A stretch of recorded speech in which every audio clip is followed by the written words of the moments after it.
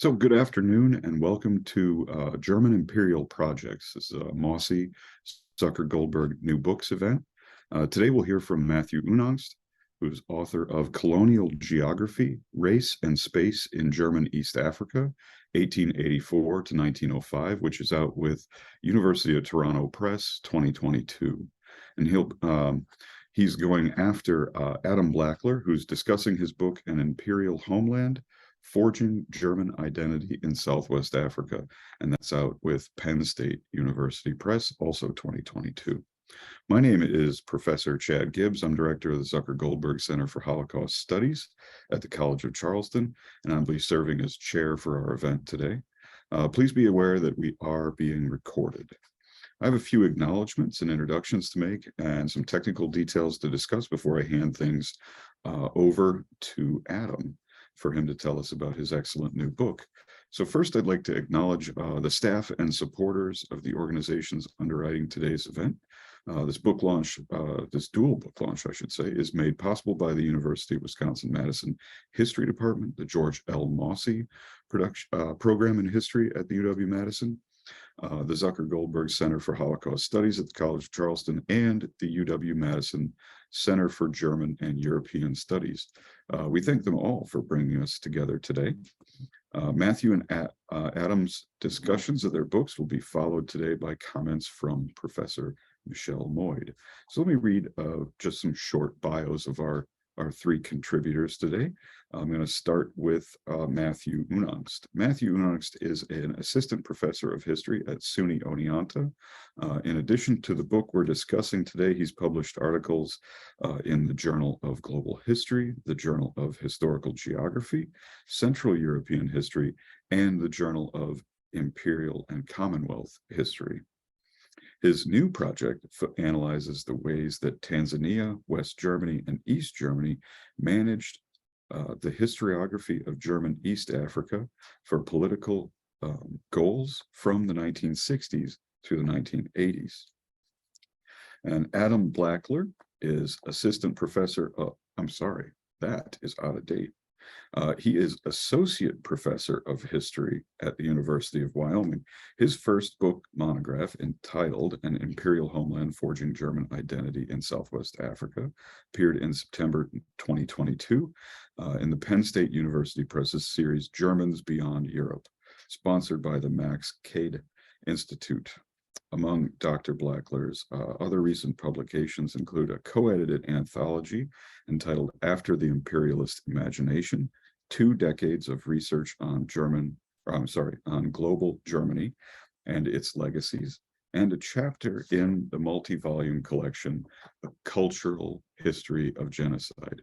In spring 2022, he was a recipient of the University of Wyoming's Extraordinary Merit in Research Award. And Dr. Blackler is presently researching a book project that explores the vibrant topography of Berlin's parks, market squares, streets, and municipal districts before and during the Weimar Republic. And I'm sure that's not just an excuse to get to go see those places.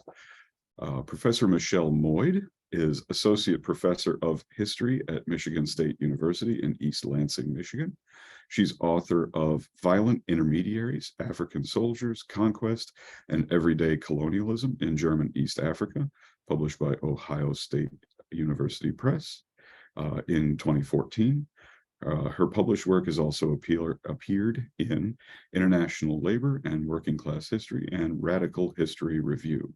She's currently working on Africa, Africans, and the First World War, which is under contract with Cambridge University Press. Today, Adam and then Matthew will provide introductions of their books, followed by comment from Professor Moyd, and then Q&A from our audience that I'll facilitate by reading your questions that you can submit in the Q&A box here on Zoom at any time. So without any further wait, I'll turn it over to Adam Blackler. Well, thank you very much, Chad and Skye and Michelle and Matthew for joining us here today. And I better say at the outset, Chad, maybe you jumped the gun just by a couple months. I am currently up for tenure. I have hopes, but just in case, I better start it that way. But thank you.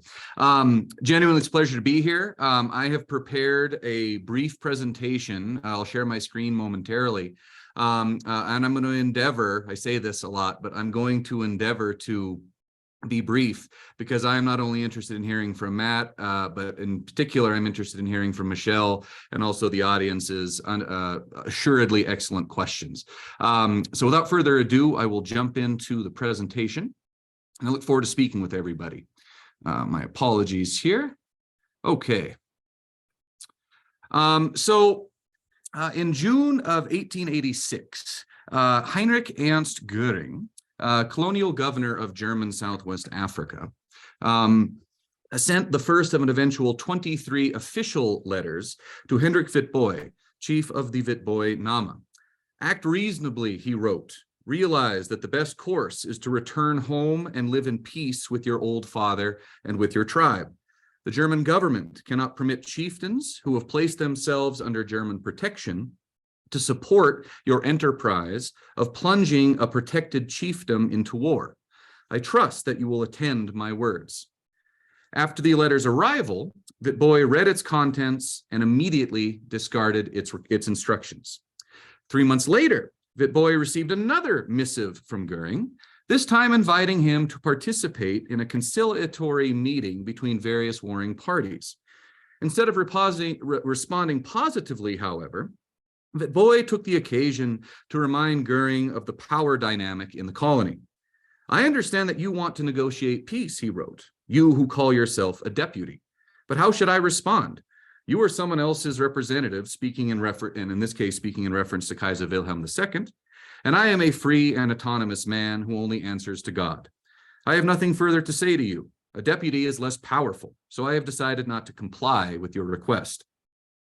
Neither Goering nor his deputy Nels responded to Witboi's diplomatic reproach. With the limits of German power on full display, imperial officials were at a loss at how to end the violence as they saw it in German Southwest Africa, present-day Namibia. Goering understood this reality perhaps better than anyone. In June of 1888, he wrote Chancellor Otto von Bismarck describing the overall situation as, quote, not very encouraging.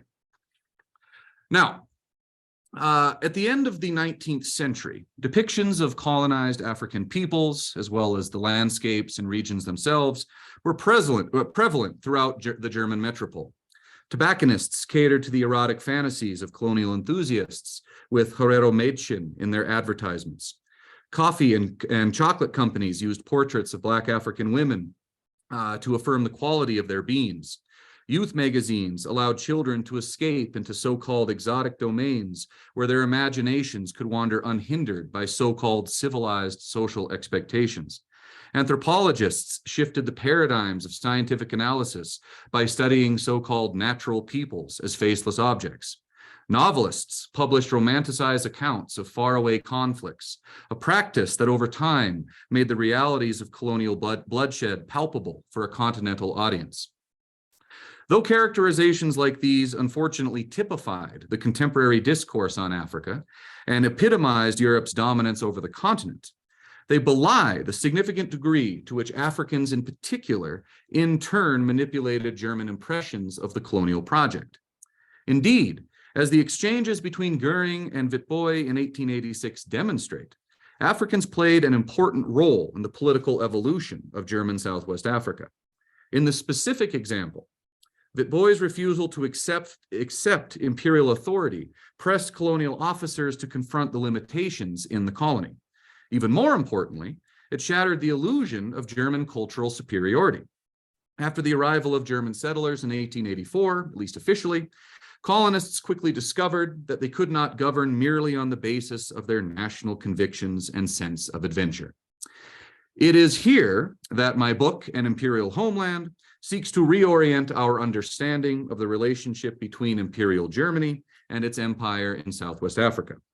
The principal objective of this book is to expose the so-called other side of imperial domination, specifically how Black Africans confronted foreign rule and the degree to which transnational entanglements altered German identity in Europe.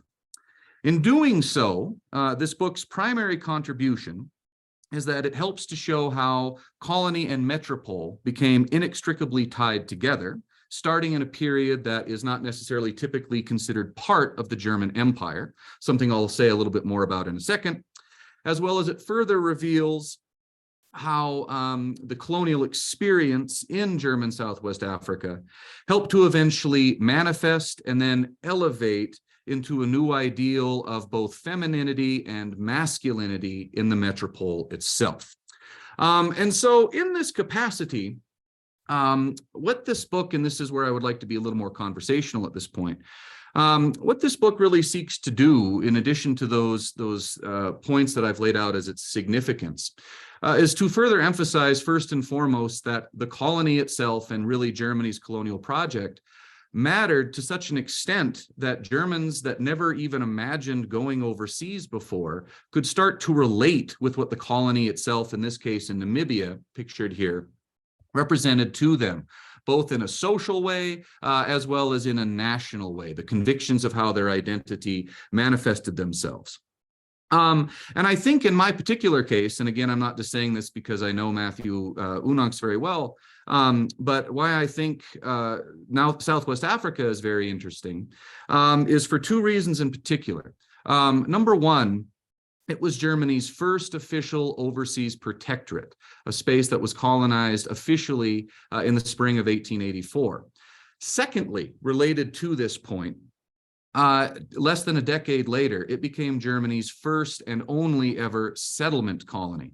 And in the process of becoming a settlement colony, something that I think myself I would label as inherently genocidal, at least at its very culturally genocidal at its very basis, it provides us an opportunity to think about how this space, geographically, culturally, in many respects, in some cases, in terms of religion, and other components, so different from Germany itself and Central Europe, how in spite of those differences, nevertheless became an integral part of how Germans not only thought about themselves, but thought about Germany as a political entity in the 19th and early 20th centuries.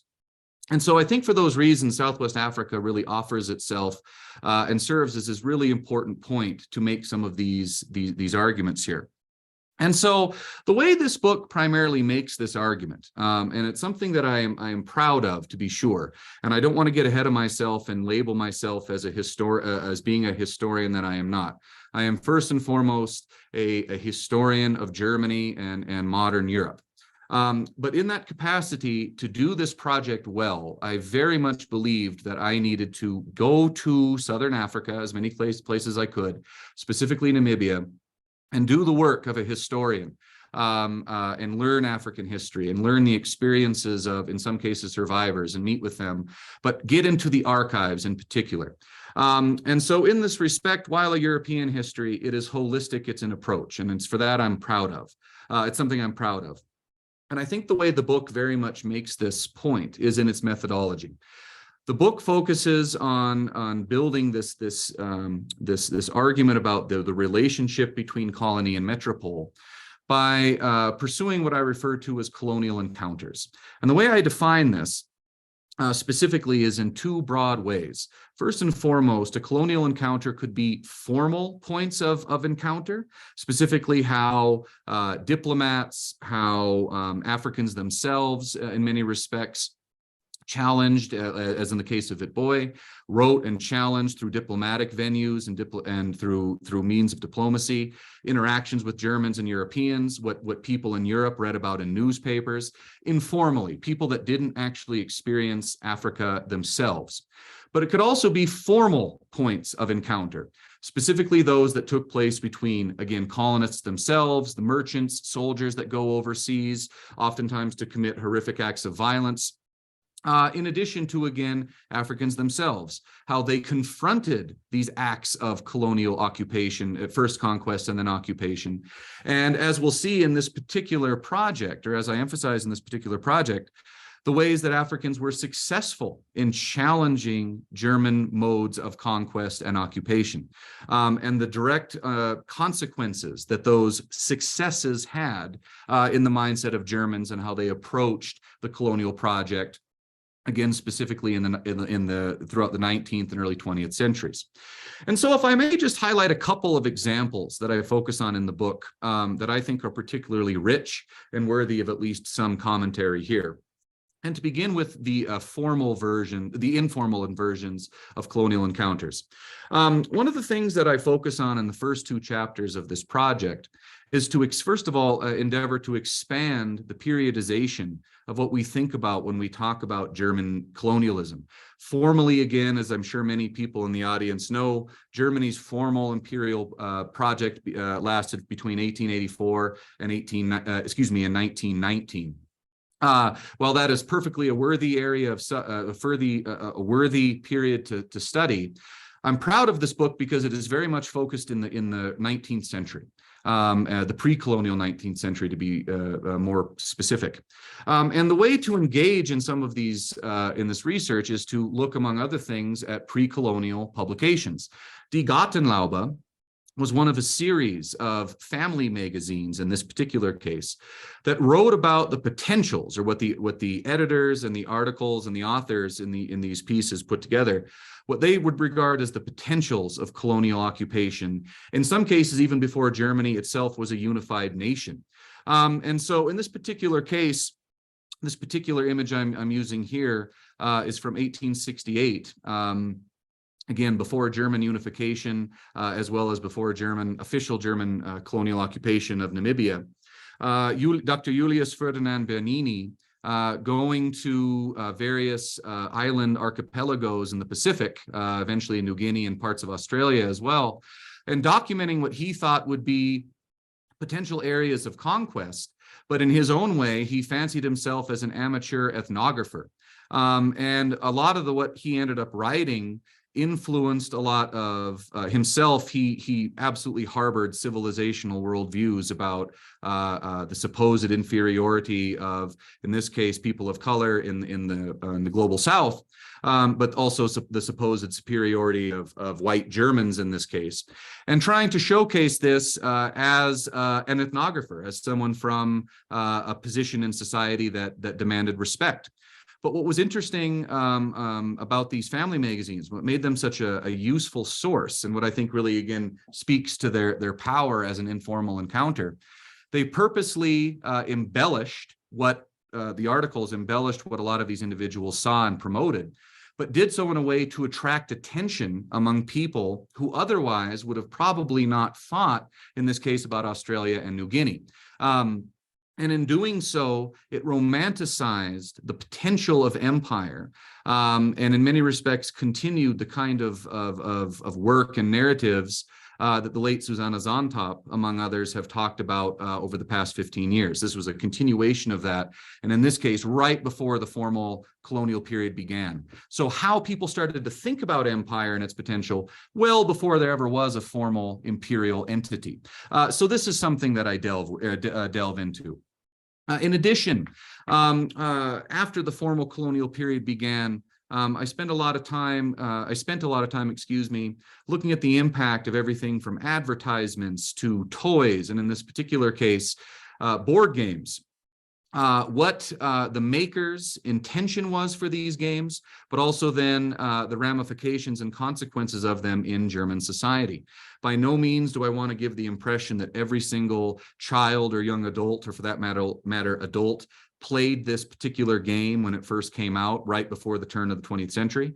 But nevertheless, its abundance, the fact that it existed and the fact that it was marketed to such a degree, undoubtedly a considerable number of people were aware of it, and as a result wanted to participate in the game of colonialism. And what this particular source and the rules and instructions indicate is that it was designed to show children the necessity of colonialism, but through the safety of not actually engaging in it. So it teaches the children everything from the luck that goes in to the resources and the supposed savviness and the courageousness that was involved in conducting a successful colonial occupation around Germany's global empire.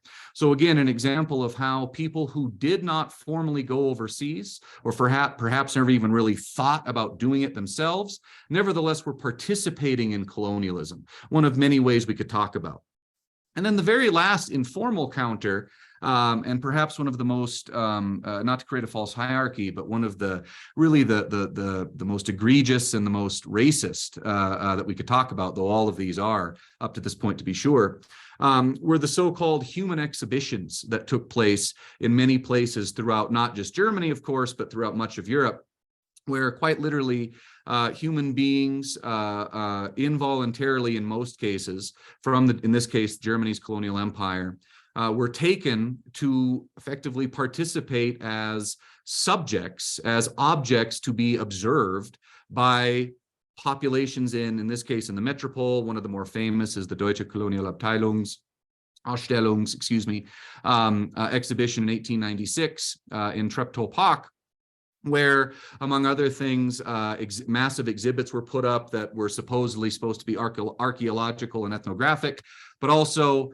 whole centers of this particular park would have been dedicated to showcasing and allowing Germans to see for themselves their supposed superiority in the face of the people that they were actually colonizing. And so experiencing empire, and actually in terms of looking face to face with other human beings, allowed Germans to either confront and challenge or confirm the colonial fantasies that they entered into formal colonialism themselves. But of course, these encounters also embodied the formal encounters as well.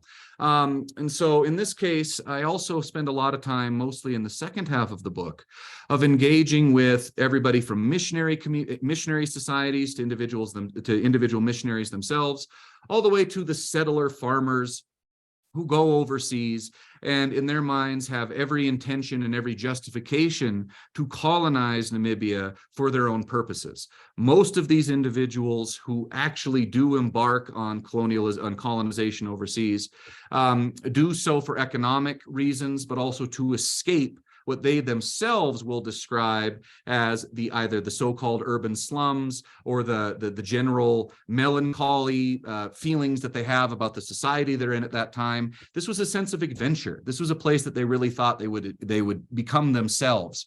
And so these farmers going over, in this case, settler farmers going overseas to Namibia, write about what they see and what they experience and help to further inform what happens back in the metropole. So these diaries, articles, etc., become a very important basis, source basis for this book. But by no means is this comprehensive in the sense that these are the only sources the book talks about. But among the sources that I'm particularly proud of in this book, and as I say, an effort to make this as holistic of a study as possible, it's also the voices of Africans themselves. I here again wanted to showcase an image or present an image of Hendrik Witbooi. I again suspect many people in the audience are familiar with him. For those of you perhaps in Namibia, you know, of course, him very well. He's featured prominently on Namibia's currency today. But he was one of the more prolific individuals. He and the community that he led for just a little under 15 years successfully challenged German colonial rule, not just militarily, but in the way that he operated as a very shrewd diplomat. And this confounded the initial officials that were supposedly governing German Southwest Africa before the turn of the 20th century. This confounded them both locally, but also internationally, because officials in Great Britain, for instance, were very concerned about what was happening there. At times, the French and Portuguese were as well. And part of that had to do with the diplomacy and the diplomatic measures that Witbooi was sending to these other diplomats. So a very, very interesting person in terms of just the successes that he had, and the written and otherwise oral testimonies that have since been written down that speak to his successes in this manner, and how that confounded Germans on the ground in Namibia, but also in the metropole when they read about it. And then the only other person I'll mention here is someone that is perhaps not noted as much in this particular German history, Nicodemus Kavokuna, led one of the very diverse, very much like every society in the world today, and then a very diverse cosmopolitan state, Namibia. He led one of the larger Bantu Ovaherero communities.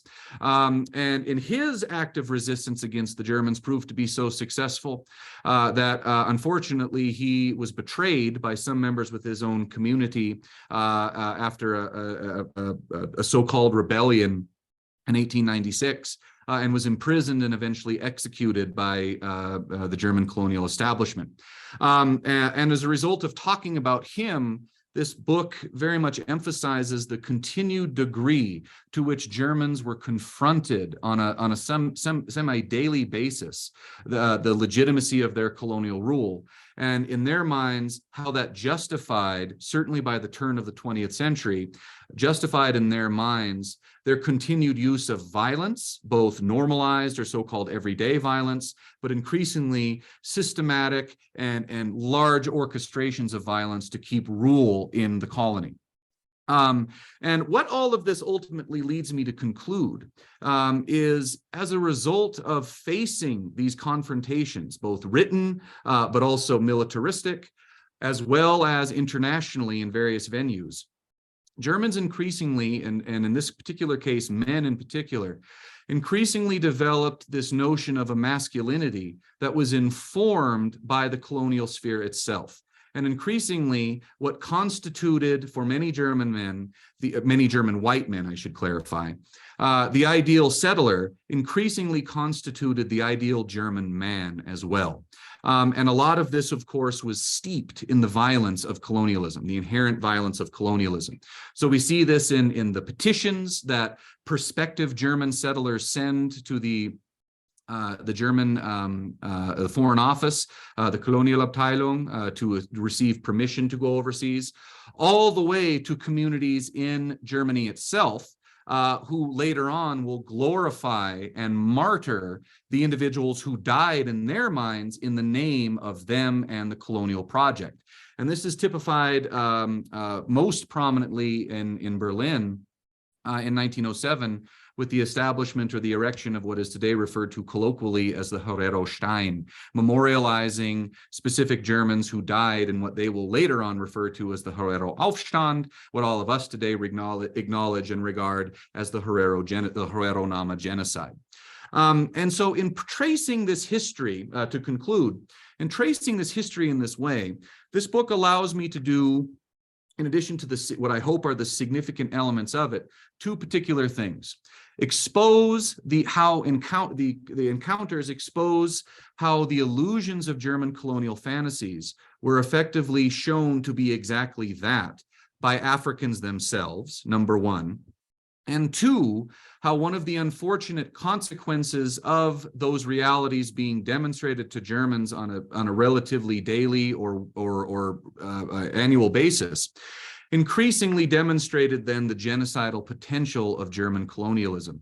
In this case particular, the more and more they were confronted with their own inability to control the colony, increasingly colonial officials and white German settlers themselves increasingly believed that they were justified to commit the worst of the worst kinds of crimes, everything from localized, individualized crimes, all the way to the first genocide of the 20th century.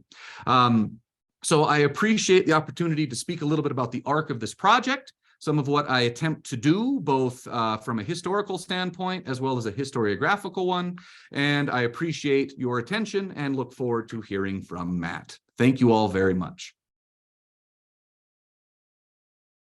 Thank you for that, Adam. And I'll just make the quick pitch over to Matthew Unangst. Thank you. Let me try to get this slideshow going.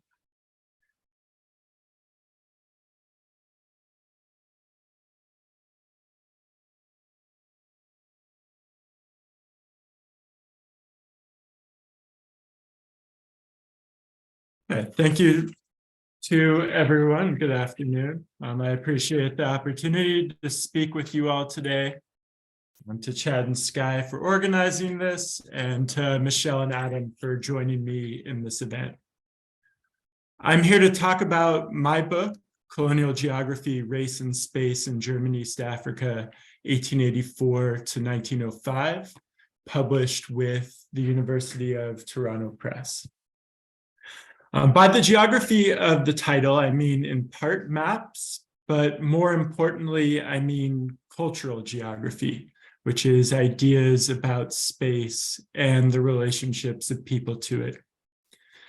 My process in putting together this project was driven by thinking about the ways in which geographic categories become concrete fact on the ground. So how do big narratives about world history and geography become part of practice? So I'll show some maps as part of my presentation today as perhaps the clearest representation of the ideas I'm discussing, but the book as a whole is a history of ideas rather than cartographic practice.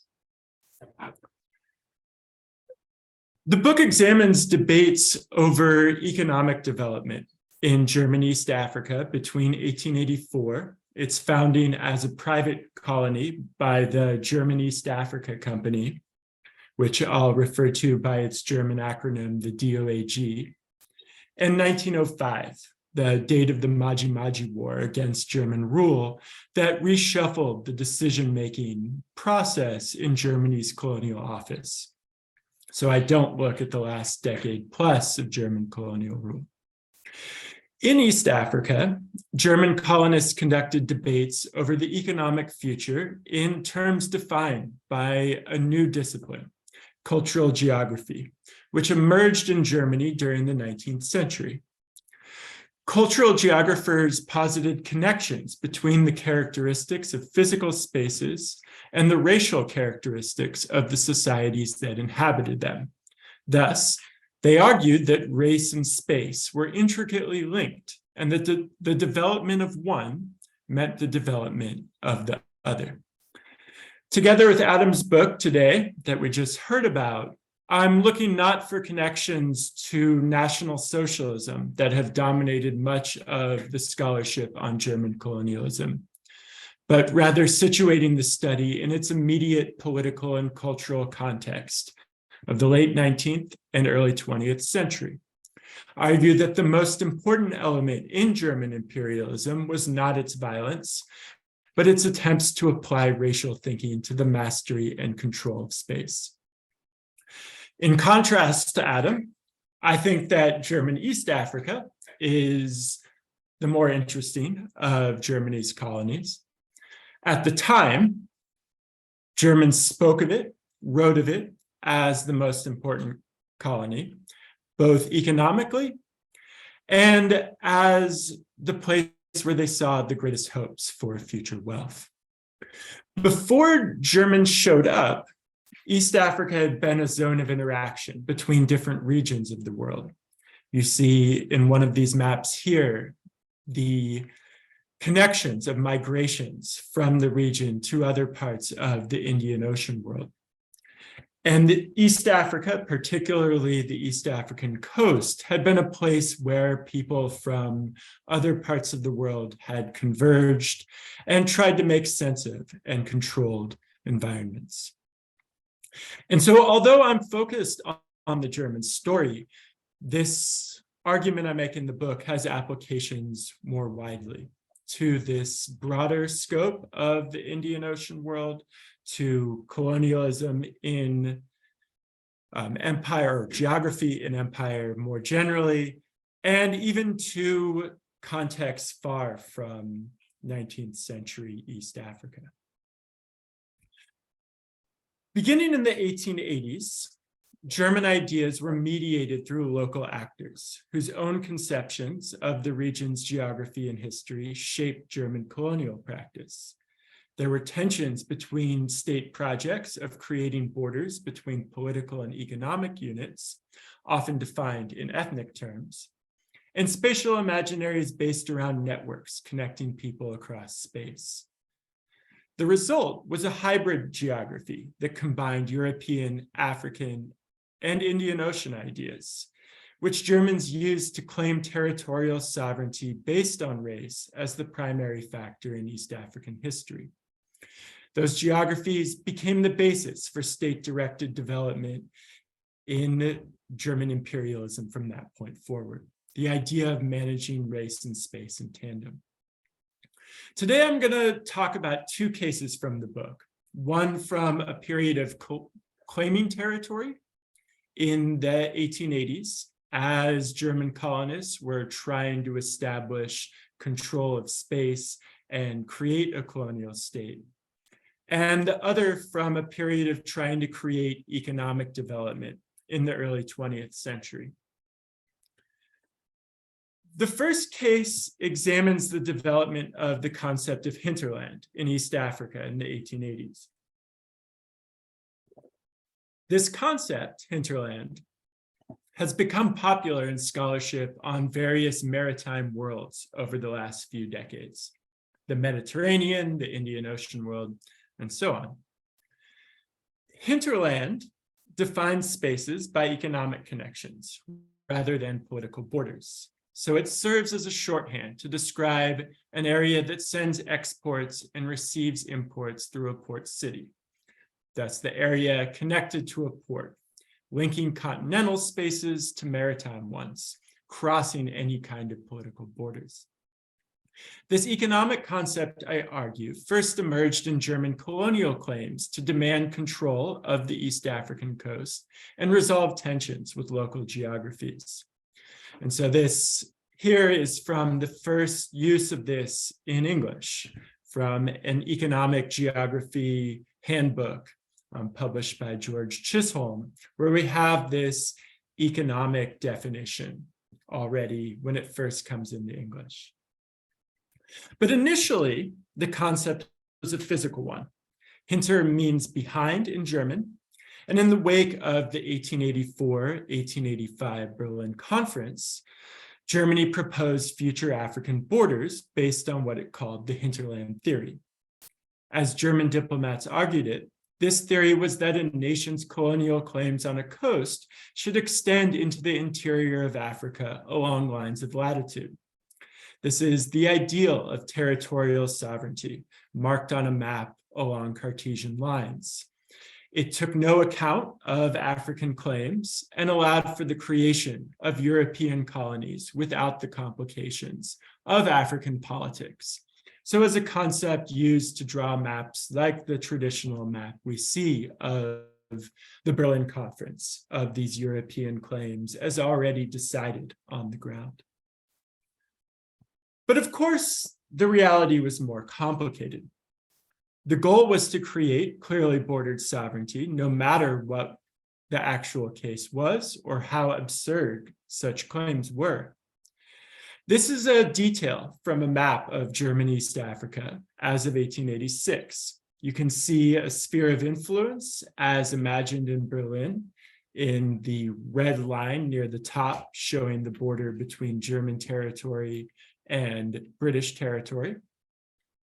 But international agreements with the UK and France recognize Zanzibar's control of the coast. So the yellow here on this map is Zanzibari territory. Now this clearly contradicted the hinterland theory, as Zanzibari territory didn't extend west from the coast. You can see it's bordered just 10 miles to the west. In negotiations with Britain and France over the extent of Zanzibar's territory, the German government argued the hinterland theory didn't apply because Zanzibar had not colonized like European nations had. Zanzibar's sultans did not concern themselves with territorial claims. This map here, drawn by the East African caravan headman Pesa Mbili, illustrates the spatial imaginary of people involved in the East African caravan trade. It represents a way of thinking about space in which distance and borders take a backseat to networks. The caravan route that Pesa Mbili has drawn links villages and towns between Lindi on the Indian Ocean and Ujiji on the Great Lakes, a distance of nearly 800 miles as the crow flies. For Pesa Mbili, what matters is the connections between places and the people there. Each village appears as a collection of buildings, often radiating out from one central building connected to the caravan route. The first years of German East Africa's existence provide a demonstration of the limitations of the geographical claims at the heart of European colonialism. Colonial territories were to produce raw materials for export through a port controlled by the colonial power. In East Africa, however, Zanzibar controlled the ports, meaning it could charge customs on the products of the German hinterland. The German East Africa Company hemorrhaged money in 1886 and 1887. The head of the organization, Karl Peters, declared that the owner of the coast was, quote, naturally sovereign of the entire hinterland in terms of trade, end quote, as it was much cheaper to get goods to world markets with control of the coast. Therefore, Peters wrote that the coast had to be what he called the material basis for economic undertakings, a necessary condition for success.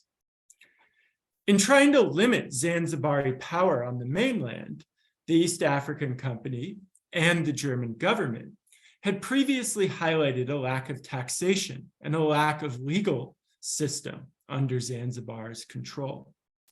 But in 1887, economic connections became more important.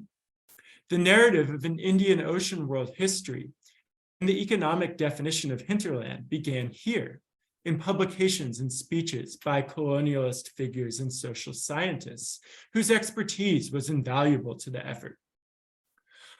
On a lecture tour across Germany, Friedrich Hamacher, a colonialist figure, told audiences across the country that East Africa had once traded with Greece and Rome, but with the fall of the Roman Empire, it slipped out of the European world and became part of an Indian Ocean world through the migration of Arabs to East Africa and East African soldiers to Baghdad. Renowned Egyptologist Heinrich Brugsch declared that what he called Hamitic peoples had traveled to East Africa centuries before. There, their superior knowledge of shipbuilding and construction allowed them to become, quote, leaders and teachers of the Negro races in the hinterlands of the East African coast, end quote. Such narratives of East African history made the connection between coast and hinterland appear a historic development based on trade that long predated the German presence in East Africa. This economic model of hinterland then became the basis for the German government to negotiate for control of the coast as part of a bounded territory. Zanzibar's Sultan Khalifa bin Said made over all the power which he possesses on the mainland in a treaty with the DOAG. The West, from the coast, was thus completely free for German expansion. Otto Arendt, a Reichstag deputy who agitated frequently for the expansion of Germany's colonial empire, declared that the German territory in East Africa had, quote, reached its natural borders. The most consequential precondition for its prospering, unhindered access to the coast, end quote, was now available. Economic hinterland thus became a fact of human development in this new narrative. Germany's goal in taking control of the coast was to control trade, but coastal merchants simply adapted their connections to the hinterland to escape German control. Many merchants merely moved their operations north to the British sphere of interest, what's now Kenya, or south to the Portuguese sphere, now Mozambique. Porters increasingly traveled the short journey to Zanzibar rather than looking for work on the German coast, and German businesses wrote to the government about their struggles recruiting porters. In 1895, a German official in the northern town of Tanga estimated that up to 80% of the town's trade in ivory had moved to Mombasa in British Kenya. Merchants did not think of the hinterland as being connected to a particular part of the coast, but transported goods to Indian Ocean trade networks by whatever means made the most economic sense. These changes show the limits of the German territorial model of colonialism for achieving the main goal, economic profits. Among societies in Tanzania's interior, the project also faced difficulties. The German administration divided the coast from the interior in terms of the form of administration. Areas on the coast were controlled by civilian administrators, while areas inland in the extended hinterland were subject to a military administration. Local leaders, called jumbes, largely ignored these boundaries unless they were forced to observe them. Many chose to live in a military district where taxes were lower, while maintaining fields and authority in a neighboring civilian district. They continued their dealings with caravans along the same lines as before German arrival, charging tolls and conducting their own trade. The supposed natural borders of East Africa did not unify the colony into one economy. The economic hinterland was as illusory as the latitudinal one had been. Through much of the 1890s, as trade continued to move north, the German government and private colonialists attempted to create plantation agriculture for export as a new basis for economic success. These efforts were largely unsuccessful. My second case looks at a more radical attempt to create plantation agriculture, as administrators looked to more extreme solutions, managing spaces and races after the turn of the 20th century, using means that explicitly drew on the work of cultural geographers. The work of Friedrich Ratzel, in particular, became formative in the creation of German administration in East Africa. Ratzel's Lebensraum, today primarily discussed for its connections to National Socialism, did not explicitly address German expansion. Instead, Ratzel's argument was that the Darwinian struggle for existence was really a struggle for space, as the space was the most essential condition for life.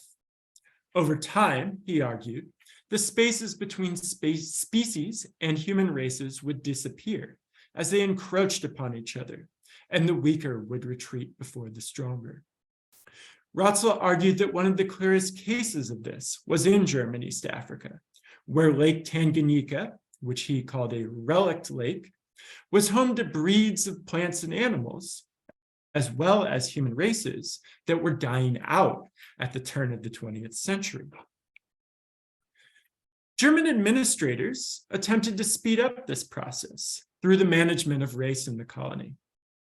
Colonial propagandists promoted Usambara, a region in the northeast of the colony, kind of roughly where it says Klima or monsoon Klima here on this map. They promoted this as a future German India, a region that would make the colony as a whole profitable. But in the late 1890s, successive rinderpest and smallpox epidemics decimated the region's population. As things stood, work in the district was almost all done by Sukuma migrants from the northwest of the colony, who returned home after a few months of work in Usambara. Ludwig Meyer, an official in the district, claimed Indian farmers could show the Sukuma migrants how settled agriculture could create value and could become the kernel of a permanent colony in the region. At this point in time, the German administration refused entry to European settlers if those settlers could not support themselves, based on an idea that Europeans could not thrive in tropical climates. But at the same point, Meyer offered to front the money for Indian settlement. Governor Gustav von Gutzen took up this plan, writing his superiors in the Foreign Office that the colony could only become valuable if its African inhabitants saw what he called the economic superiority of, quote, colored cultured races, end quote, and changed their own agricultural methods. Underlying this idea was a belief that the gap between Europeans and Black Africans was too large to be bridged without a long period of development.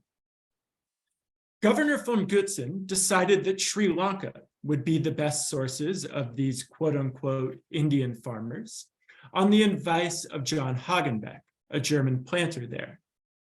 Hagenbeck suggested recruiting families who had worked as laborers in rice farming for the British administration and offering land and tax incentives to families to convince them to settle in East Africa. Hagenbeck and the German consul in Sri Lanka, Walter Freudenberg, recruited 90 Sinhalese farmers. They were on their way to Tonga in February 1902. By March 9th, however, nearly all of them wanted to go back. 16 of the men signed on as contract workers, but the other 74 wanted no part of German East Africa, as many fell ill within 3 days of their arrival, and others feared local wildlife. At the same time, the Tonga District Administration settled several hundred Nyamwezi farmers in Usambara to spread the cultivation of the colony's northwest to its east coast. Meyer thought that the Nyamwezi farmers settled near the Sinhalese farmers would be able to learn better agriculture and provide day labor in the meantime. He moved to Nyamwezi Jumbe to a place near Tonga and supported the construction of a Nyamwezi village 2.5 kilometers southeast of the town. Large groups of Nyamwezi settlers moved to the coast and built additional villages on their own initiative. This is a plan for the Indian settlement, the quote-unquote Indian settlement, which seemingly disproved claims that people could simply impart racial characteristics to the soil. Its cattle fell ill, and Meyer estimated that the farms required as many African workers as there were settlers in order to operate. To ensure that the farmers would be what he called a better model for the colony's Africans, Meyer replaced their quote-unquote primitive farm equipment with state-of-the-art German plows, harrows, and seeding machines. So to turn what he called a half-cultured race into the model for the already successful, quote-unquote, natural people, Meyer supplied tools that the Nyamwezi farmers would never have the means to acquire. He was determined, however, to make Ratzel's theory of cultural diffusion work in his district, even if the supposedly natural process of cultural diffusion required state intervention. That intervention demonstrates a shift in adaptations of cultural geography after the turn of the century, a shift to an active role for governments in changing racial characteristics.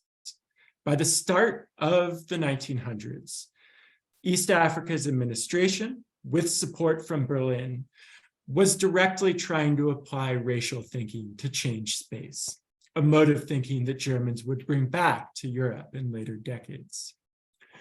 To sum up, we can chart attempts to manage development through manipulation of race and world historical narratives in East Africa. Cultural geography, conceptions of close interrelations of racial and territorial characteristics became the primary framework for thinking about economic change. But in all cases, this was a process negotiated by local communities as people took advantage of German programs for their own benefit. And though Germany's overseas empire was short-lived, its intellectual legacies left a lasting impact on German ideas about race and empire. Thank you for listening. I look forward to Michelle's comments as well as our discussion to come. Thank you for that, Matthew. And I'll just do a quick pitch over to Professor Moyd. Thank you. Oh, thank you. And I'll just echo Matthew's and Adam's thanks to the organizers, and thanks to all for being here this afternoon. I am really grateful that I have the opportunity to think deeply about these two books, which both of which, I've seen in their formative stages over a long time now, and I've known Adam and Matthew for a really long time. So I'm really glad to be here to be able to comment. I feel like my comments may be a bit all over the place, just because I think I'm still processing the richness of both of the texts. So I'll try to kind of corral my thinking in a way that will make sense for everybody. So these are two rich, deeply researched and textured books, of course. You've just seen a demonstration of that in their two talks. They have much to contribute to our understanding of how political imaginaries and spatial imaginaries, historical and other forms of writing shape everyday thought and practice in ways that, especially in the colonial context of German East Africa and German Southwest Africa, in ways that many hardly notice, I think, not just in the historical time, things that, even up to the present, that many of the kinds of dynamics that they identify in terms of race and space and the uses of cultural production and intellectual production in the making of empire and the exercise of power are still very much with us today. Both books examine aspects of German colonialism in Africa before the 1890s, which is often kind of the focal point for understanding the making of these two German colonies in particular. And I think this is important because it opens up possibilities for understanding the intellectual foundations of imperialist thought and racist thought well before formal colonial practice was implemented in these two parts of Africa. So reading these two books together has, for me, been an important reminder of the simultaneity of colonization processes following the Berlin Conference. And I myself have been reading some British imperial sources lately for the Niger Delta region. And, I'm struck by the ways that the kind of mechanisms of implementation of colonialism, from company rule or company presence and attempted rule to the formalization of colonization. I'm really struck by how much they resemble each other. Even if the details varied in these different contexts, you still kind of see an overarching set of logics that seem to not only apply in these two German contexts, but in other imperial settings as well. I think their two books are also a reminder of why the transnational frame is key to understanding both Africa and German colonial rule in Africa and Germany as a colonizing power. We have to see and hold all of those things together, and it's not an easy thing to do. So I appreciate their work in trying to not just lay out the making of colonialism in these two places, but also their really careful work in showing how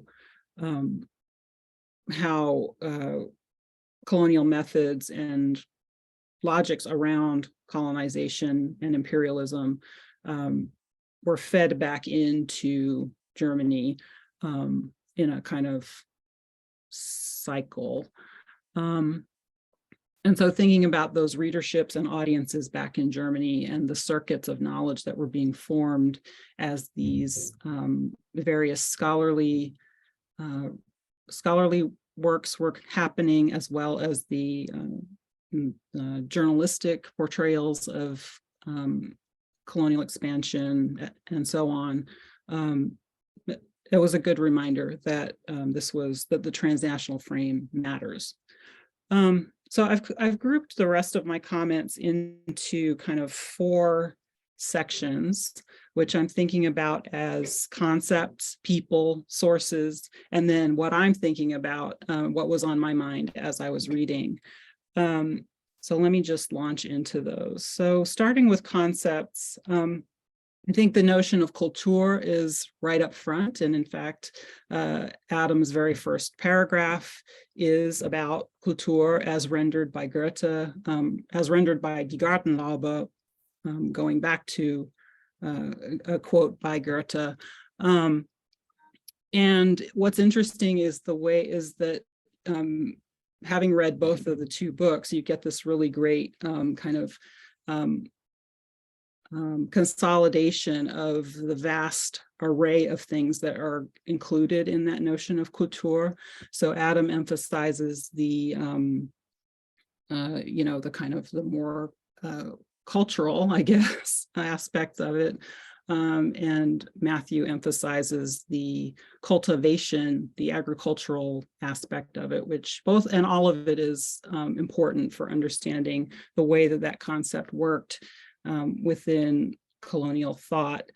And this is also really important for kind of pushing things back earlier into the 19th century, and in Adam's case, referring back to Goethe even further back, but reminding us that there were intellectual foundations to the colonial project that existed well before the Berlin Conference.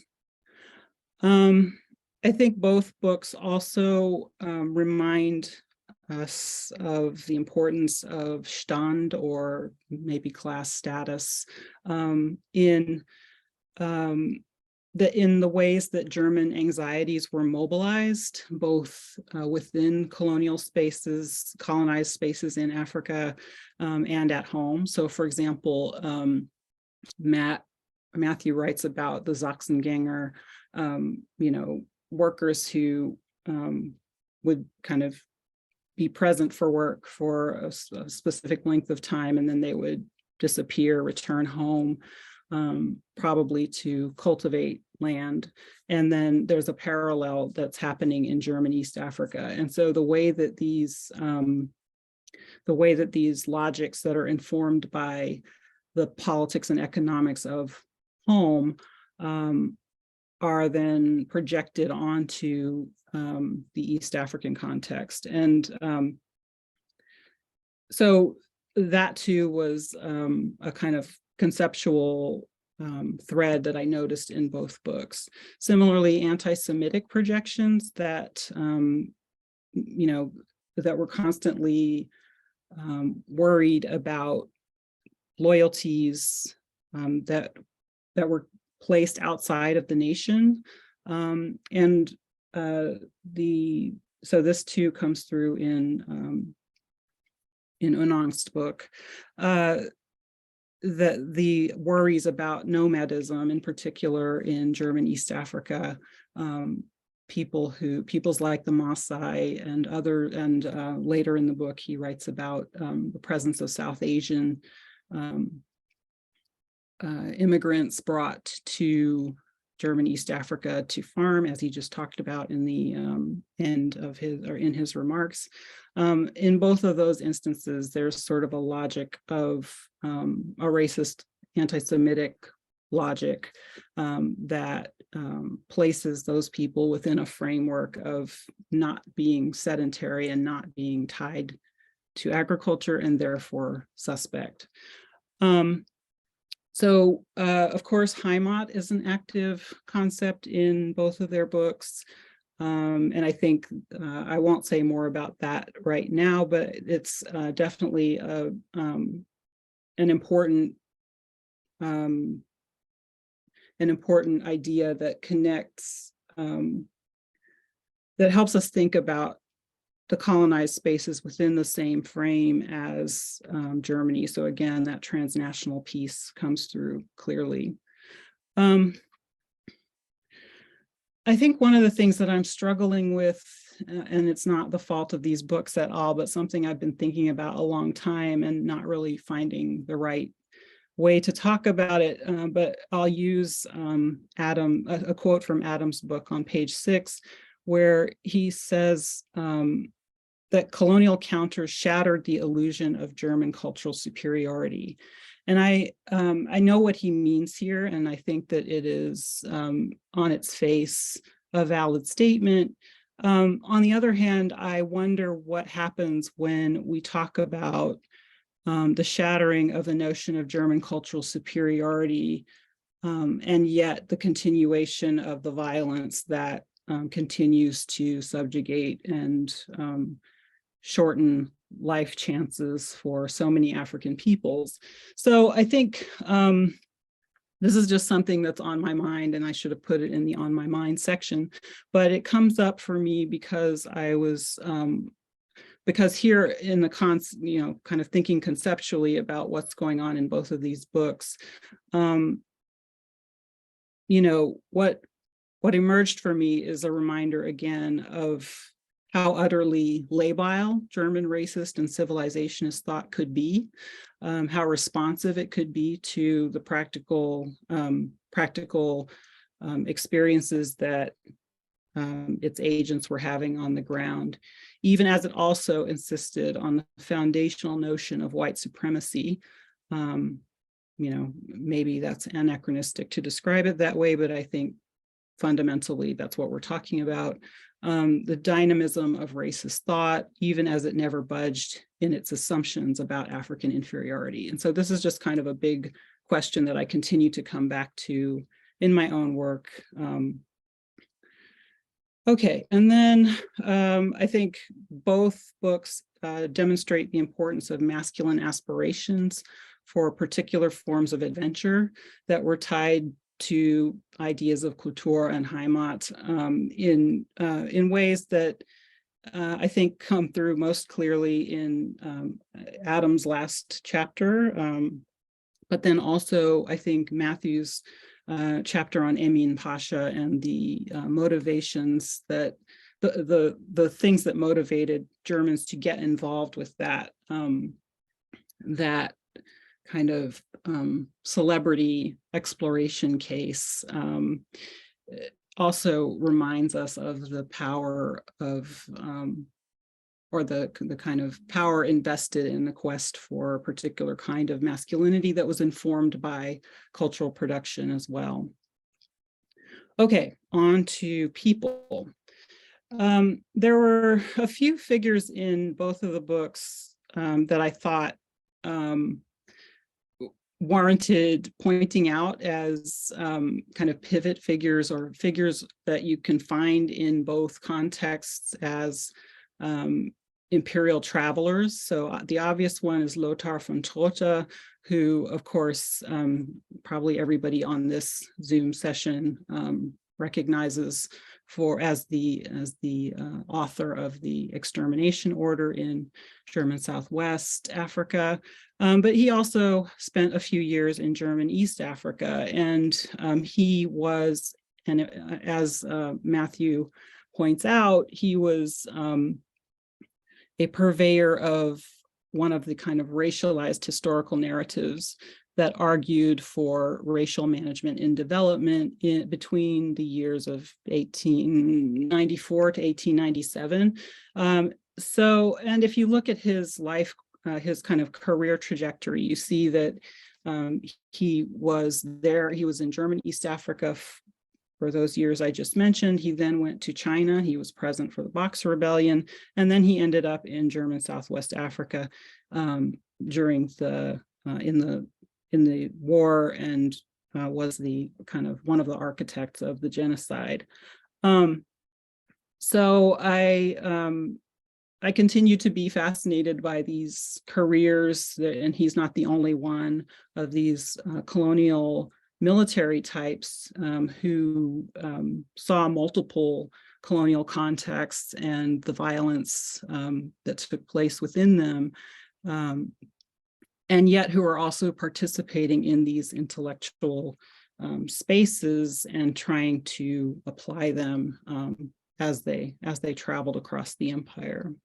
Another one is Friedrich Rolfs, who I didn't know anything about really before reading Matthew's book, but I see that he appears also in Adams. And he's another one of these kind of typical explorer types who started out in the French Foreign Legion in the 1850s, and then went to Abyssinia or Ethiopia and Egypt, And then by the 1880s, he's acting as general consul in Zanzibar, appointed by Bismarck, which allowed him to kind of influence the direction of the conflict between, the conflict between Bargash, who was the Omani ruler at the time, and the Germans, and a purveyor of a kind of more aggressive, as Matthew puts it, the more aggressive arm of the colonial movement, to make a space for German company rule or German company presence, and diminishing Zanzibar's status as a sovereign in the region. And then Ratzel, I'll leave aside because Matthew talked about him already, but I'll just make a short point here. I don't want to do a Sonderweg discussion, but it did make me wonder about the extent to which Ratzel's thought mattered to other colonizing powers. And again, this stems from my own reading of some British materials from around the same time, which exhibit similar logics. And so that's just been on my mind. Okay. Sources. I think I want to make this very succinct and say that the primary sources are there, and we should be doing a lot more with them. So we know from both of these books that the makers of colonialism in both of these spaces were doing speeches, and they wrote things, and many of the things that they did circulated back in Germany. They did lecture circuits. So there's a lot of stuff available, and I think just looking at both of their bibliographies is a stark reminder of how much there is still to do. Just two brief examples. Adams' use of the colonial Eingaben, these petitions that were sent in,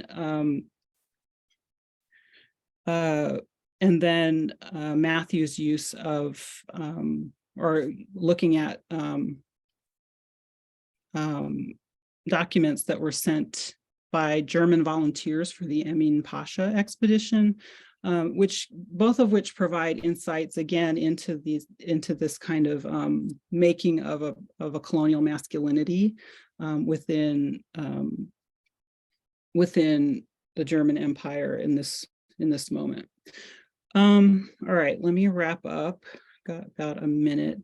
I'll say a little bit about the importance of both of these books' effort to include histories of African refusals and confrontations with and opposition to German colonial processes, not always in spectacular ways, but in ways that emphasized their own senses of how things should work.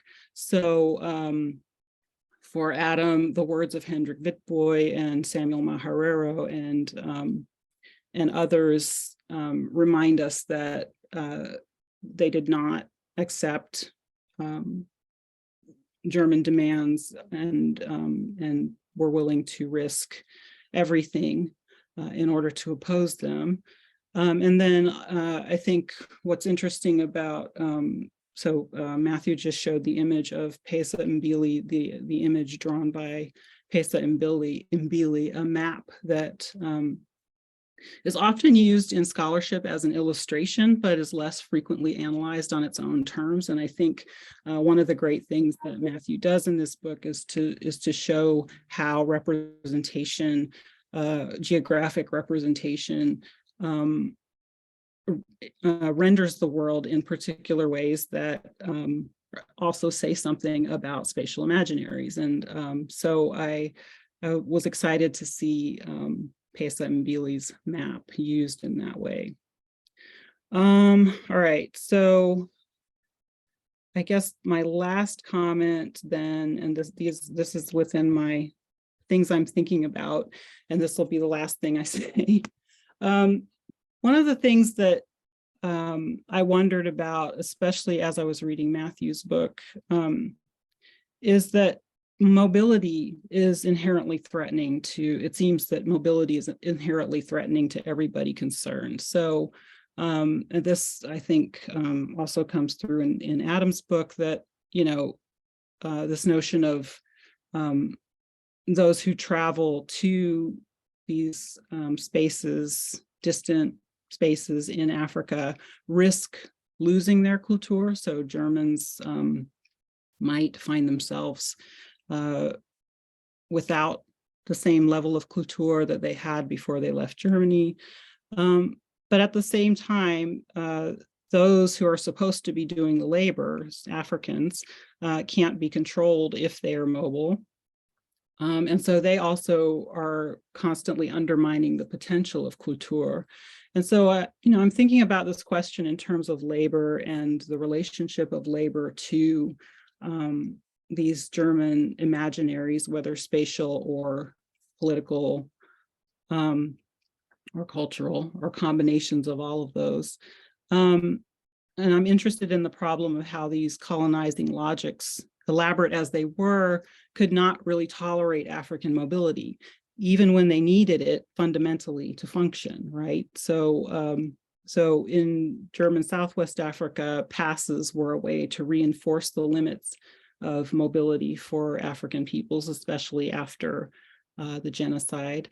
But in German East Africa, porters and plantation workers and others were notoriously difficult to trace or track, and they crossed space in ways that constantly thwarted German efforts to contain the labor force that they needed in order to make couture work.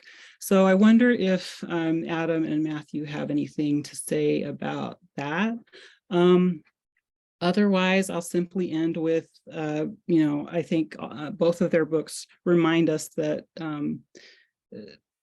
or perhaps prompt me to ask, what are the ways forward, as we're constantly reminded of the imperial origins of social science and humanities disciplines and the harms that they've caused across multiple registers. So thank you, and I hope that those comments give you some things to think about.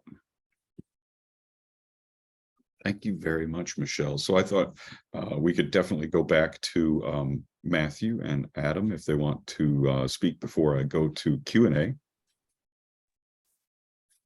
Yes, I'll be brief. Michelle, those were, as per usual, amazing comments. I really appreciate it. And two, there's much I will say, but just for purposes of time, I'll just simply say I think your point on mobility is in fact something that I was thinking a lot about with this book, and specifically in the context of the inherent violence of limiting people, of course, mobility in terms of thought as well as physical presence.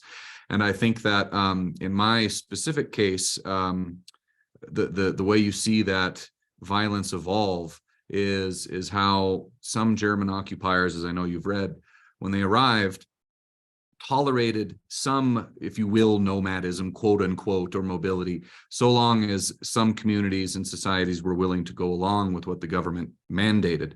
It was only after that happened, that they refused to, where that became a problem in their eyes. But what I think takes it to a whole other level of violence, and this is maybe where Matt goes in as well, is when you increasingly start to see, and all of this is inherently violent to begin with, but when you increasingly see the white colonists who arrive disagreeing with the decisions that the colonial government made, specifically because the government realizes they can't control everything, they have to have some tolerance, so-called. It's when you see that dynamic evolve, when it really takes this next stage of the segregatory consequences of colonialism, and then of course the genocidal potentials.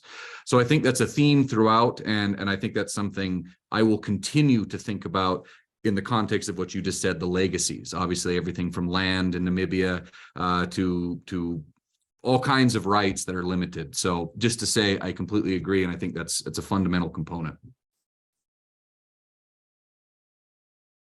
Yeah, I agree on that topic of mobility, and I think the Trota example is an illustration of that really well, that you drew that connection between our two books, that he appears almost in a lot of the scholarship on the genocide as this almost cartoonish villain who's just the ultimate Prussian. And I think you can see this kind of intellectual development he goes through from his time in Tanzania through China to Southwest Africa, where it fits into this worldview that's forming, that isn't just some sudden decision or just military necessity, but has this deeper logic behind it of that idea that people are dying out. And it's that question of mobility that's fundamental, that what the means of survival is settling down and claiming a territory for yourself, that the Germans are using against various African communities, are using it also against these Polish migrants who are moving in Europe, against Jews. That is supporting that framework of white supremacy, is also this framework of territoriality in this weird, horrifying way. Oh, and on the subject of Pesa and Billy too, the map you discussed, there's a shameless plug that I just published an article in the Journal of Historical Geography where I try to look into the map even more as a means of decolonizing maps. That's exciting. I'll look for that. Congrats, Matt. That's great. Indeed. So I have a first question for the authors. I think both. Reading here, Eingaben and documents of volunteers give insights into colonial masculinity. Can you speak about whether the colonial man was at all different from the German ideal in the Heimat at the time? Great question on that, Chad. And Chad, I'll just say here, one of the things I try and do in the book is show how this, and of course, I'm not saying there's just one collective, of course, we're talking about identities, there are multiple views and how this comes into being. But what I think is interesting about what I try and contribute into this is the specific ways how you actually can trace this, how people start to think about themselves, and this, again, particularly white men, themselves based entirely on what they have read and or heard about the colonial sphere, in this particular case in Southwest Africa, though of course I know Matt and Michelle both know there are Eingaben, for other colonies as well. And so in this case, there's an evolution in the sense how men thinking that they're justifying their masculinity, this hyper-masculine notion of courageousness and ultimately violence, patriarchal notions of society, etc. How they include language, references to the colony, references to Southwest Africa, references to military service in specific ways that is not just about the Prussian cadet school, for example, but actually about serving in the Schutztruppe, referencing the so-called, again, rebellion in Southwest Africa. And I think what's interesting about that is then how you see in the book, I talk about specific people who arrive in some cases who are more focused on their adventurism, and again, it's inherently violent, but what they think is more of a fun, peaceful way of colonizing, as opposed to what happens only after a short period of time when they're there, how they start to justify violence that maybe in their minds they never would have thought they would have condoned until experiencing it. And when they write this down and it's reported on, men in metropole will start to, I guess, take in those notions of masculinity, and that then becomes all the more present to show how these two spaces were entangled. And so there's scores of other things I could say, but the literal connections, I think, in these Eingaben showcase this in ways that were fascinating, but really sad and tragic to read. Yeah, I really enjoyed Adam's chapter in that in your book. I want to say, I think that was probably my favorite chapter in the book, that discussion. I spend less time than Adam does specifically discussing constructions of masculinity. In terms of the connections to metropolitan ideas, I think it's similarly contested and an attempt to project this ideal as much as anything. That, for instance, the whole German colonization in Tanzania begins with these ridiculous four characters who don't know what they're doing. The leader of it, Karl Peters, has written his habilitation, is this academic who wants to pose as this masculine figure marching around. The whole expedition, they get really sick. One of them dies. They have to be carried around by their African porters to even survive, but they still write about it as this masculine triumph.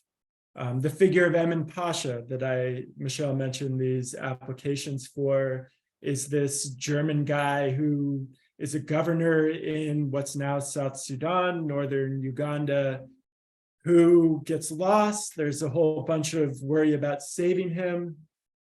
And they invent this figure as this masculine German, this paragon of white masculinity. They go and find him. He is not very physically robust. He can hardly see. His first night back, gets drunk, falls out a window and almost dies.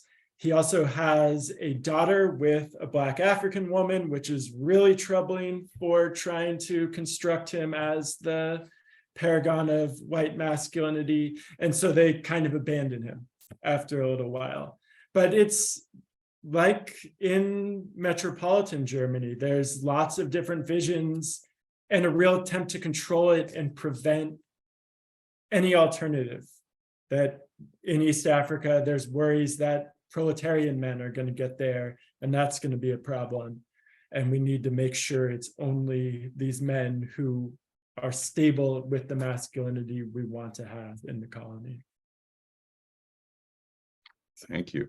I want to go to another question for specifically Matthew. Olivia Street asks, were German settlers ever part of the quote unquote scheme for the organization of space in the Usambara region? If so, to what extent and or when was this idea abandoned? Yeah, thank you for the question, Olivia. This is something that also goes through some changes over time. That initially there's a dream among the German colonists that they're going to have Germans everywhere in East Africa. That doesn't really go anywhere. And by the middle of the 1890s, there's really a worry that if the Germans come who don't have the means to support themselves without any government help, that's going to create a problem. It's going to create a proletariat. And there's a real worry that poor German farmers are going to destabilize everything and bring socialism to East Africa. And so they'll be blocked. That even while this scheme's underway, if Germans can't front a really significant amount of money, I forget the exact amount offhand, they're not allowed to go to East Africa. There are at the same time, however, some settlers from South Africa, some Boers, who moved to East Africa with government support, with similar ideas that they can bring this white masculinity to bear. They know how to survive in Africa, supposedly.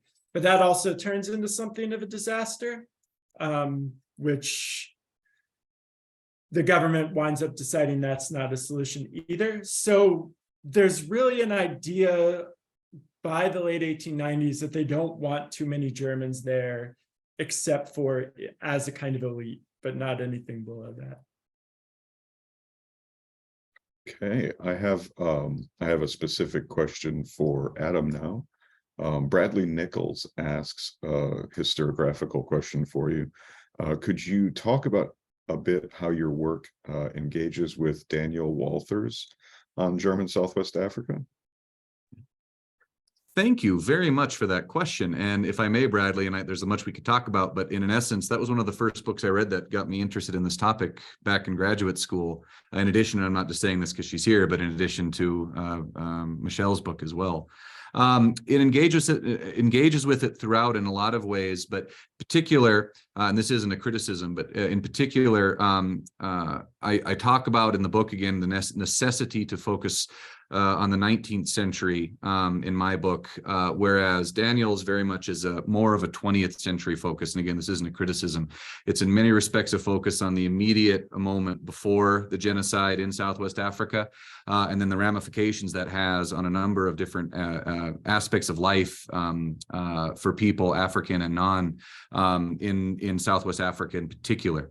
So it talks about, I engage with it from that standpoint, but I try and provide, I guess, historiographically speaking, a little bit more of a forerunner or foundation to some of what Daniel concludes. And a lot of what he concludes, I agree with in the focus on the growing and increasing import of segregatory racism in Southwest Africa, and then eventually later on for people that go to Germany that harbor those same ideals. So that's the main ways it engages with it here.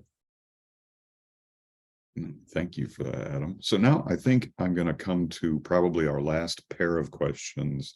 I'll package a couple here. We had one very early in the chat from Elizabeth Baer, and Kyle Otminski adds kind of, I think, a specific wording for along the lines of the same questions. So with the emphasis on mobility, Kyle says, really got him thinking about how the authors approach the genocides and racism in African colonies, in Germany's African colonies.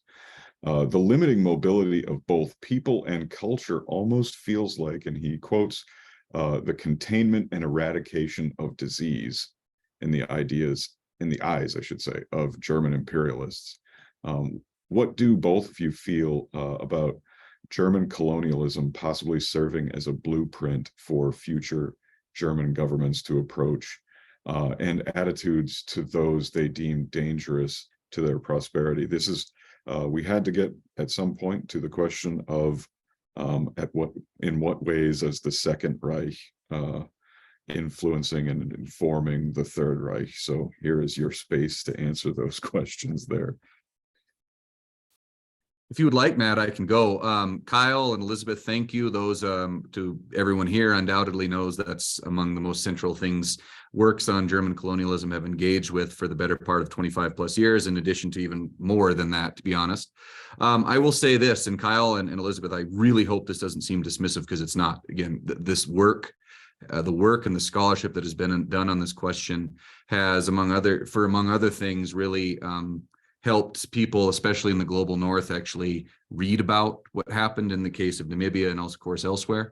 And it's taught us a lot about these dangerous potentials of colonialism being inherently genocidal, potentially at least, and also connections in the future. I will just say this, I think, and I'm thinking of Elizabeth's question to start with, I don't engage too much with the specific, if there are any specific or literal connections in this case with the Holocaust, specifically because I don't see the specific literal connections in the ways that some other people have and still continue to do. Again, not a criticism, just my 2 cents. But I will say this: colonialisms have all colonialisms have the potential to be genocidal. And all colonialisms in some way, shape, or form are inherently racist. So in those broad ways to discuss it, yes, those ramifications of modern day 20th century and now 21st century racisms and warfare and violence undoubtedly influenced the Nazis in some ways, even if a specific Nazi official didn't necessarily say, look what happened in Windhoek, no one will care if we do this in Eastern Europe. So specifically, no. But thematically and in particular, yes, the connections are there. Yeah, I don't deal with the Herero Nama genocide specifically, but this idea of a contagion that needs to be contained is something that's definitely visible, in particular with regard to South Asian migrants to East Africa. That we can see this, I talk about this in my last chapter, around the Maji Maji War that a lot of the response from settlers in East Africa is talking about these South Asian migrants as this internal contagion, talking about them as East Africa's Jews, explicitly borrowing this anti-Semitic rhetoric to discuss this idea that they're supposedly the inspiration for the war and the anti-German violence, which there's not any connection there at all in reality. And we can see this even that one of the most prominent voices is Hans Pasha, who's held up as this kind of great voice for pacifism and not supporting the worst of German aggression, but there is fully buying into this, is publishing things, has the platform to get this published in metropolitan newspapers as well. But that idea of that contagion from this internal enemy is certainly part of discussions and part of how this becomes just how Germans start thinking about the threat and how they start processing changing the world, what steps they need to do to produce the kinds of imperial spaces they want. And if it comes under any kind of threat, the ideas they go to almost immediately as how we deal with this threat. That I think is, although I don't think you can draw a straight line there, I think is a part of this broader intellectual ferment that gives rise to these later ideas.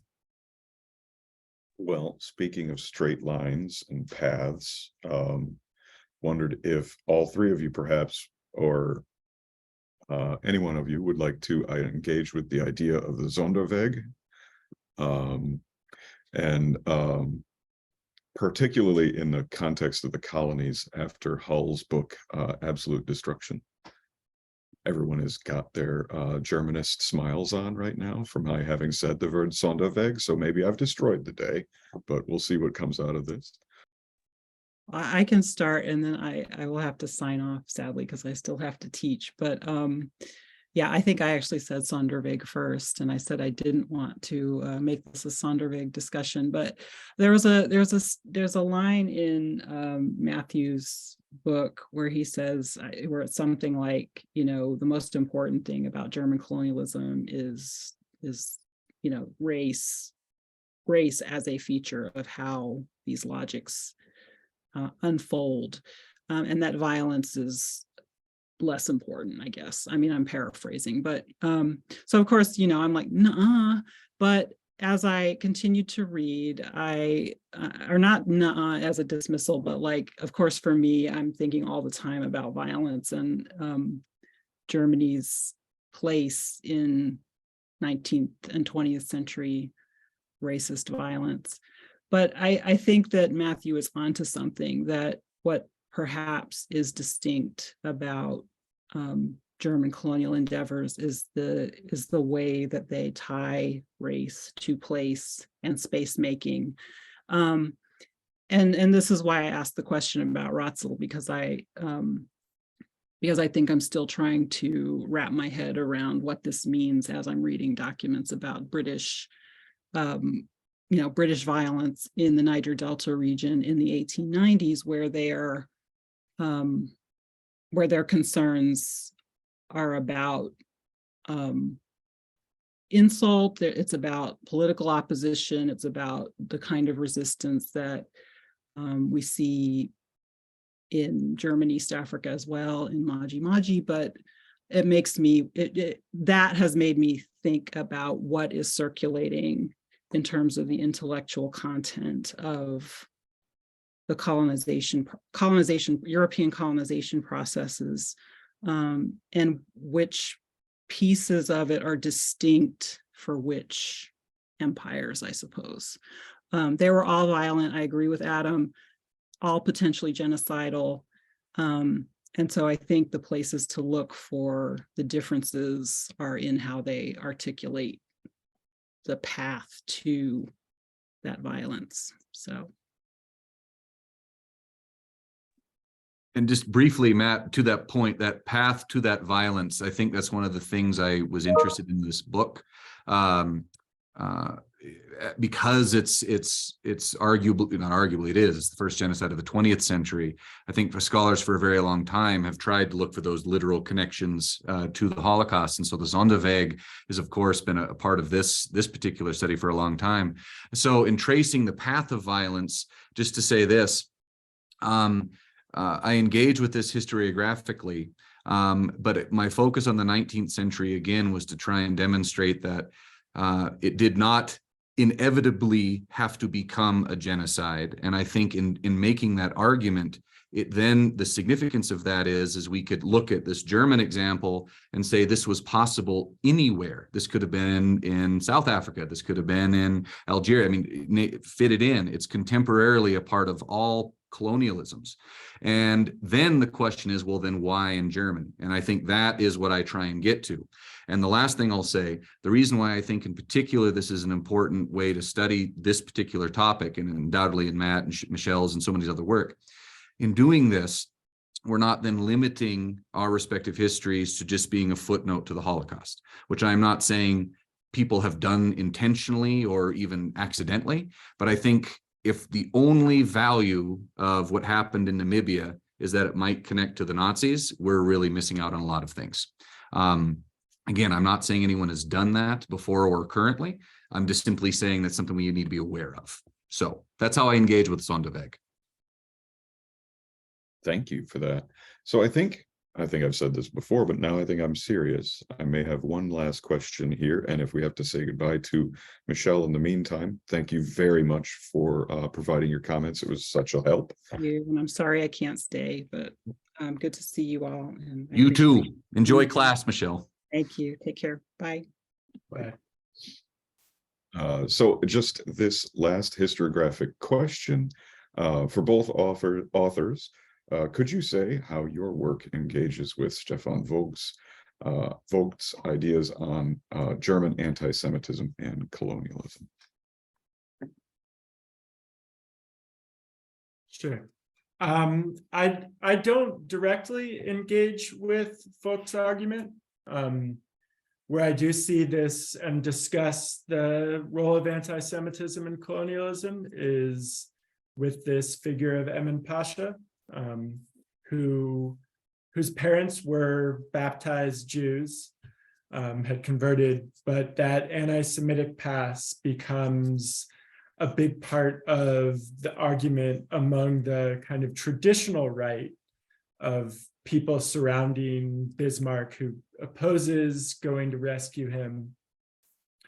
But these publications that come out that's discuss the fact that this guy is not really German, that fall on a lot of those same anti-Semitic tropes as a way of trying to resist an aggressive colonialism, that there seems to be this kind of just use of anti-Semitism when it's seen as politically useful in what I've looked at, rather than as something that is itself really central, as more of a tool that becomes part of how people make their arguments.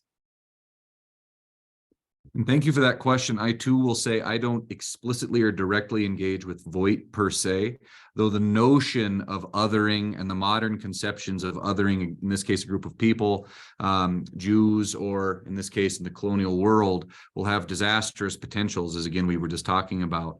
And I think that his methodology is very much onto something when we think about statelessness, when we think about groups of governments, peoples being categorized as not fully members of a society, and what all of that means in an era when increasingly membership can determine whether or not you will live or be considered human. And I know there's more to his argument, but I think specifically that's where I engage with it, again, without getting into the specifics of his work historiographically. Well, I thank you both for that. And I'm going to throw the opportunity to say any final words you got, and then I'll wrap up today with just some thank yous to the sponsors, etc. But if you have any final things to throw in, please take the minute. just a big thank you to everyone that's made this possible, to Matt and Michelle. Thank you all. And I'll second that. I appreciate the opportunity to talk to this audience today and to our audience for joining us. Well, thank you both, and thank you to Michelle, who had to run off and teach class this evening. And I'll just acknowledge again our staff and supporters of the organizations that underwrote today's event. That's the UW-Madison History Department, the George L. Mosse Program in History at UW, the Zucker Goldberg Center for Holocaust Studies here at the College of Charleston, and the UW-Madison Center for German and European Studies, as well as the Max Kade Institute. So thanks to all of them, thanks to our two authors and Professor Michelle Moyd for providing comment. And anyone who's interested in this conversation or missed things here or there, you can always feel free to email all of the participants. I'm sure they'll be able to answer any questions that you want to address their way. And you can find a recording of this on the Mosse Program's YouTube page not too long from today. So thank you again to everyone, and have a good evening.